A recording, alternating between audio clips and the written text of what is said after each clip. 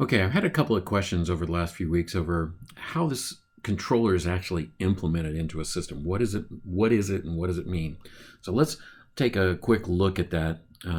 What we're talking about here. Let's just take a simple system, a G sub C in here, and then we've got our G, our system, and we got a feedback in here, and to make our system. Now, remember this this G is a system. Okay, it's the device, it's the mechanism, it's the whatever it is you're trying to control. Now, in our case, order to do analysis, we model that, and that becomes part of our analysis as a model of the system. But in real life, it's a real thing. And so it's not a model anymore, it's a real thing. So implementing our controller becomes a little bit easier, actually. What we will do is we will tie in a sensor, the sensor that measures the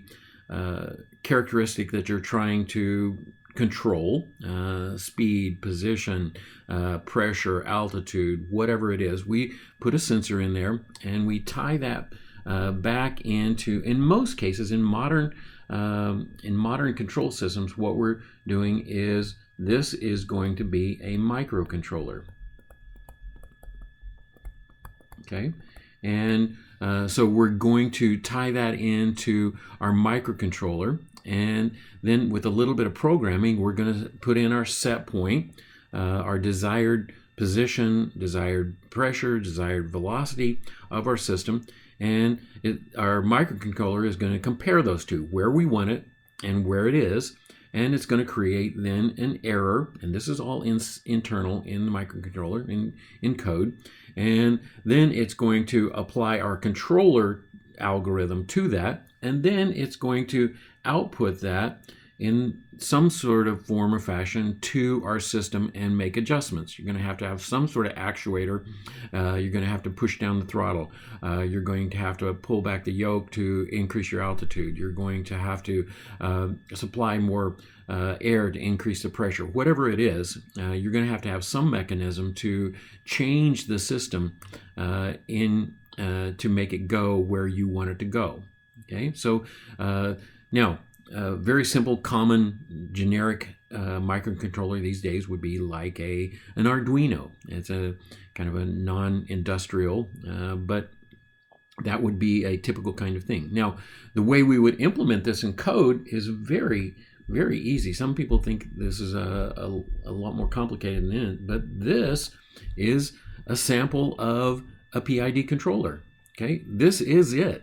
Now you can get more fancy with it, but this is a PID controller. We're going to come in and we're going to grab our, or we're going to set our values for our gains in here.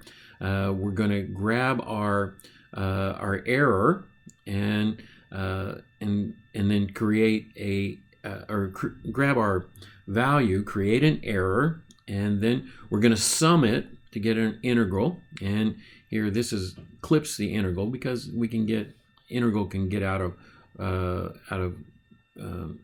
line quickly if we let it.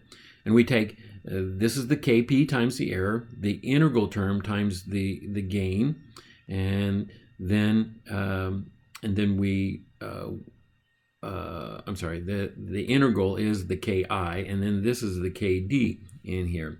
And so those three terms get summed together and creates an output to the system, and that controls it. It's a fairly simple thing to do, honestly, and I wish we had more time and more resources.